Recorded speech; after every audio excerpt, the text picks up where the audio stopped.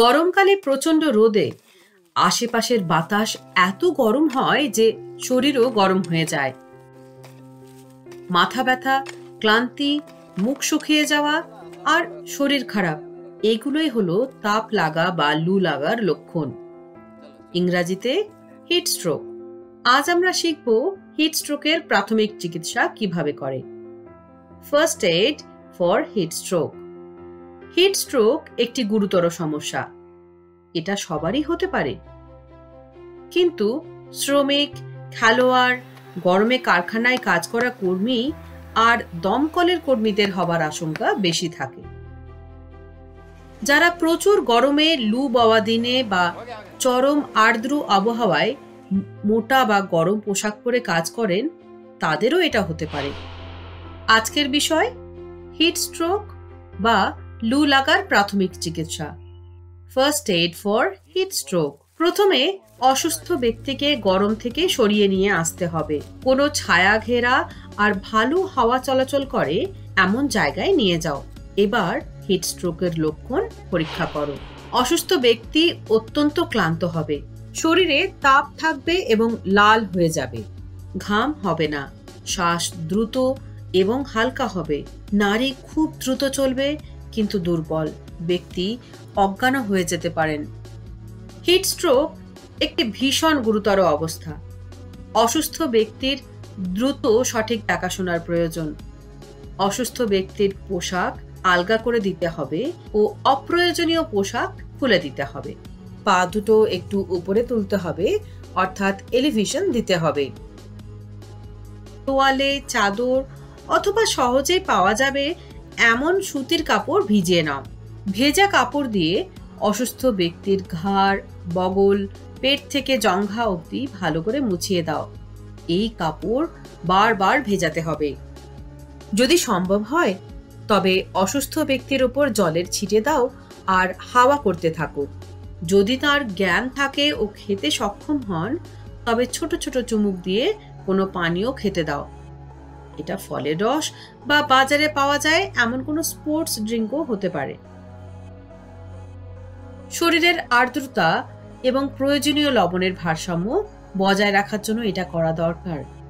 তবে মনে রাখবে, খুব দ্রুত কিছু খাওয়াবে না। প্রতি 15 মিনিট অন্তর 1-2 চামচ, আধ বাটির বেশি দেওয়া যাবে না। অসুস্থ ব্যক্তিকে বিশ্রাম নিতে বলো আর তার অবস্থার উপর নজর রাখো।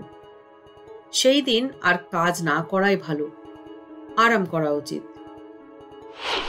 হিট স্ট্রোক এতটাই গুরুতর যে প্রায়শই জরুরি অবস্থার সৃষ্টি হতে পারে। এই জন্য প্রাথমিক চিকিৎসা করার সময় এই কথাগুলো মনে রাখো। অসুস্থ অবস্থার কোনো উন্নতি না হওয়া, অসুস্থ ব্যক্তি কিছু পান করতে পারছেন না, অজ্ঞান হয়ে গেছেন, বমি হচ্ছে, এই লক্ষণগুলো থাকার মানে অসুস্থ অবস্থার অবনতি হচ্ছে। তুমি কোনো সময় নষ্ট না করে সাহায্য চাও। সাহায্যের জন্য তুমি 108 বা 112 নম্বরে ফোন করতে পারো। একই সাথে অসুস্থ ব্যক্তিকে রিকভারি পজিশন বা সুরক্ষিত অবস্থায় নিয়ে আসার চেষ্টা করো। অ্যাম্বুলেন্স বা ডাক্তারের অপেক্ষা করার সময় অসুস্থ ব্যক্তির শ্বাস প্রশ্বাস নজরে রাখো। তার শরীর ঠান্ডা রাখার চেষ্টা করতে হবে। রিকভারি পজিশন সম্পর্কে বিস্তারিত জানার জন্য এই ভিডিও দেখো। এই রিকভারি পজিশনের 7টি ধাপ। হিট স্ট্রোকের প্রাথমিক চিকিৎসা করার সময় কি কি করতে নেই তাও জেনে নাও। অসুস্থ ব্যক্তির চারপাশে ভিড় জমতে দেবে না। জোর করে কিছু পান করাবে না। ডাক্তারকে না জিজ্ঞেস করে কোনো ওষুধ দেবে না।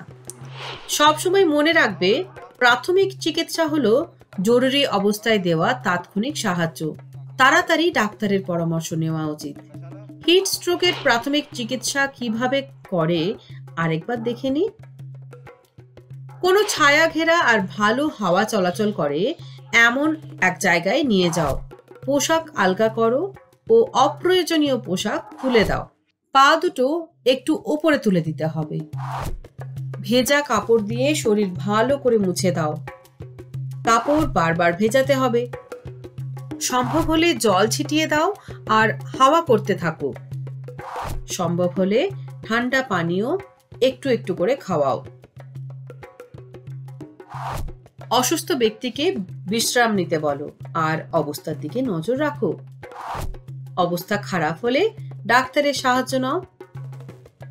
এবার তোমাদের জন্য একটা প্রশ্ন আর একটা কাজ। আমাদের ঘাম কেন হয়? ঘাম হওয়া আর হিট স্ট্রোকের কোনো সম্পর্ক আছে কি?